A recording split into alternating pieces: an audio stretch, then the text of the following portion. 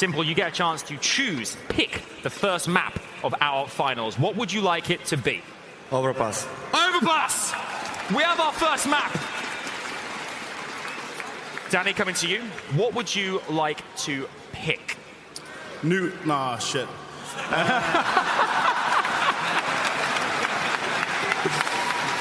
I love it. I love it. I love it.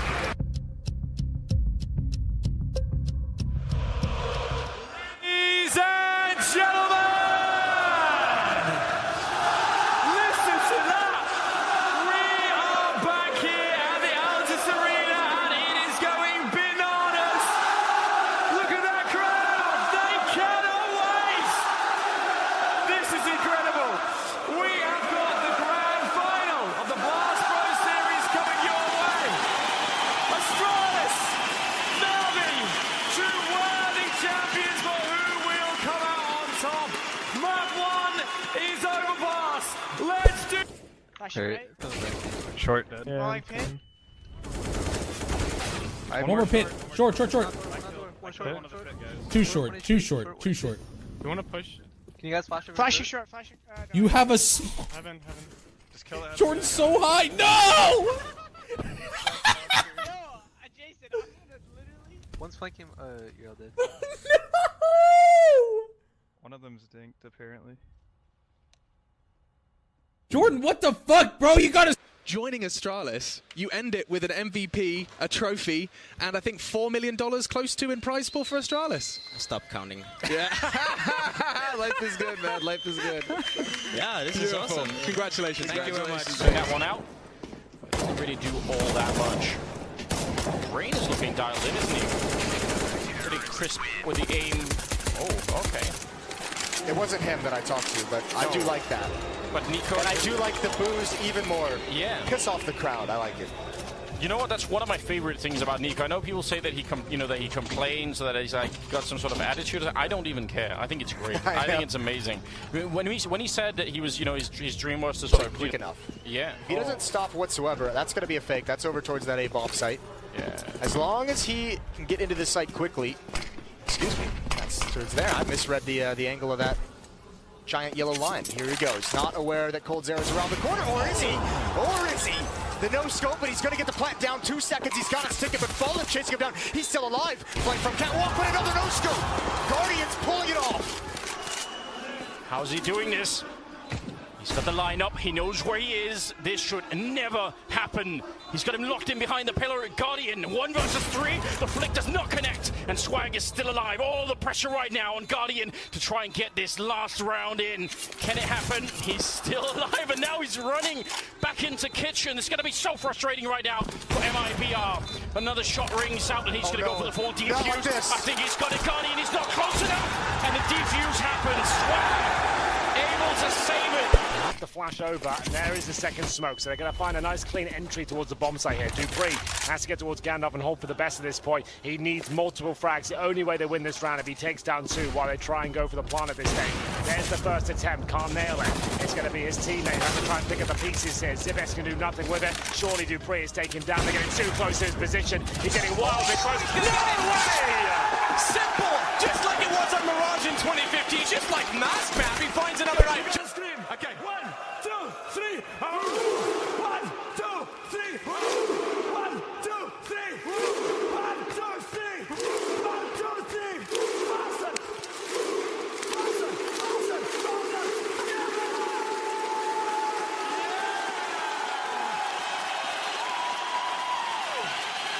Make some noise for my co-host Alexander. Love this guy. The P250 round and pistol. Some of the AK work that ensued. Utility being thrown out by FaZe, protecting them, and some spam coming through from the Deagle from Connector, but I mean, that range and through a wall, it's not going to be too much that Olaf has to worry about. Is there a chance here then? Flush, of course. Oh, man. That's good, isn't it? I do just love watching Flusher play. Like, I'm not gonna lie. Trying to stop Cloud9, raining down on top of Get Right, and he picks up the kill. Even a follow-up headshot, the spam coming through, and he doesn't get the kill. It's very, very close for it. Rez and Forest now 2-on-4 to try and hold on to this one, and they are just getting pushed out. The smokes, the grenades, oh, but Forest holding the bomb. Can they get it? He needs one more kill. He's gonna get it. Oh my god! Even takes down Rush behind him, and Forest, he's gonna be able to do it. A ridiculous quad kill to save the round. Just to come back into, I wanted to just ask you real quick, how much of an impact does Sonic have as your coach and manager? Big question. It's a good question. I like talking about Sonic because he's really good. He's always the guy. Before going into this tournament, he was like, guys, this is the last tournament. I know you're tired and exhausted, but we have to take the home. Like, take the win and give everything, and then we can go on holiday. He was always pushing us to, you know, sometimes it can be easy to, you know, like slack on the anti-stratting or something like that, but he's always there making sure that we do that stuff and always tell us that every opponent matters, and it doesn't matter who they are or if they play with a stand-in or not. We have to be prepared, and he's really good at, you know, keeping like the mood as well up if it's going bad and stuff like that. So he's a really good impact, and I'm really glad he's a part of the team.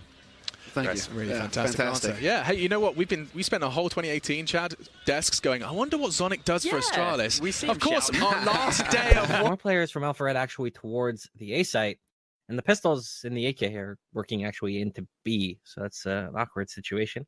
Somebody here though, QQ gets that kill. QQ moving up. Cat, will he find anything further? Cyber Waste? Maybe not. Just there's still so much value that Tyler could use to turn this round on its head. We know how strong the pistols can be, and QQ barely catching the edge of Ben 10, but does end up taking him down. Exuan has the same fate, and now it is DD and Mo against 4. QQ really want more to put in the kill counter. Not quite getting it. Diddy ducking and diving like a movie in a certain spirit of the vice. So it's a third and another for QQ, and he's actually got the ace and the sound effects to go. One outside T spawn monster. Yeah, I pushed blue just now. One playground. They're throwing. Oh, rushing B. What the fuck? Oh my god.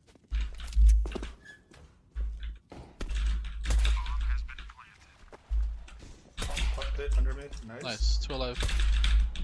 Alright, Sean. One tap. Hit him. He's 10 health, Sean. One tap. Nice job. Nice. That was actually insane, boys. I'm back. I'm back. There's no longer time for that plant. He does not. It's not going to matter. Round ends. So close. He gets the plant money at the least, but there will be no loss bonus for Pasha, and an 8th round picked up for Swole Patrol. It's 3.5 seconds that you need for a bomb plant. I think he had 3.4. Yeah, heads up play that. First initial kill there by Swaggin towards A main was huge, and that forced Pasha's hands. He basically has to run in towards sight, and then Swag does a great job tucking himself away in towards Toxic below Shroud's boost, and Pasha clearly couldn't find him. And that seemed like what the goal trickles into this game, so these are big kills, even though they are in the exit frags. Oh, buddy. Yikes. Yeah.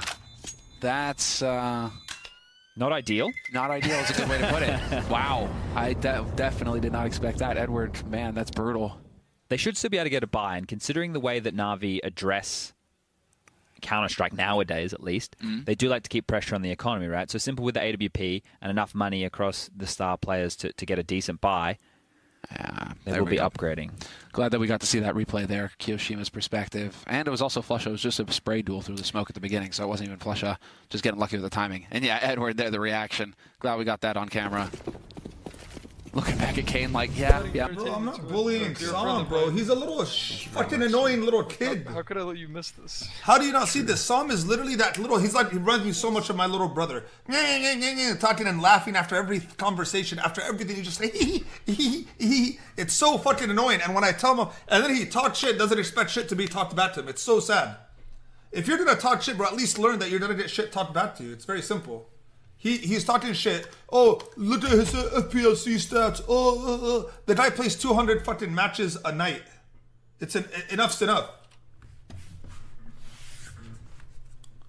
It's like the second you tell someone what's wrong with his or criticize his gameplay, you're a bully. Apparently, I'm not the only one who thinks this. Go look at anyone who's seen Sam play knows how Sam plays. He's all about his fucking getting a frag and being a flashy play.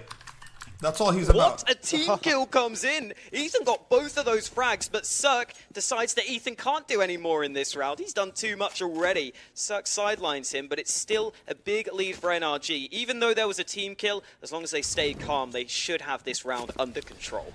Yeah, Twist and Elige, this is going to be near impossible, but if they find a couple of kills, they work together, they can definitely make it work. It's going to be extremely difficult. Traded once again. It's Veta 1 versus 3. Finds 1, finds 2. This is a 1 versus 1 player is on Cat. Does he know this? Does he expect it? Oh, he doesn't indeed. He gets the kill in the 1v. I'm nading bench. They're still there. They're on there.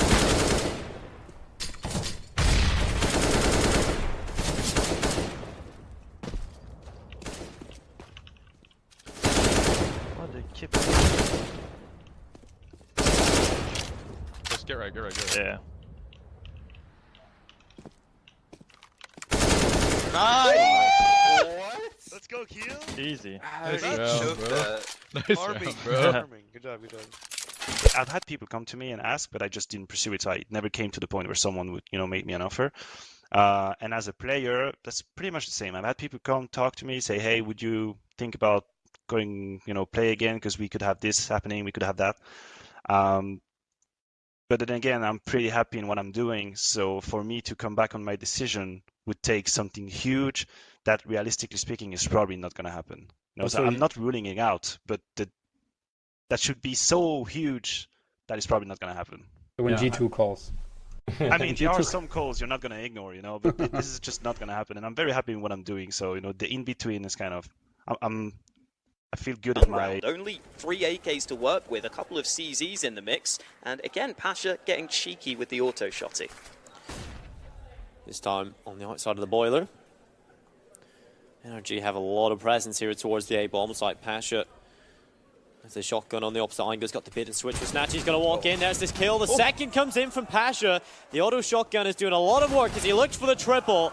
And he's making this work for Virtus Pro. It's Ethan and Cirque having to win a 2 versus... The outside, yes, it wasn't working at least as much as they wanted it to work.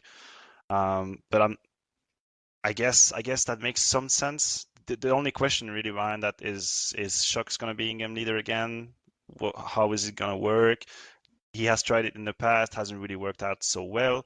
Like, to me, whenever it's not because of his existence, and people know I have like a special relation with him as a friend and everything. It's not about that. It's just whenever a team changes in-game leader, I feel like that's a huge change. Like, changing the in-game leader is something big. So is Shock's gonna be willing to go back to it? Because the reason they brought existence, a few months ago, was pretty clear. Said, yeah, we believe in his vision, we believe in the way that he wants to play, so we're gonna bring him back in. He has our trust. Few months later, they change him again. So that's a very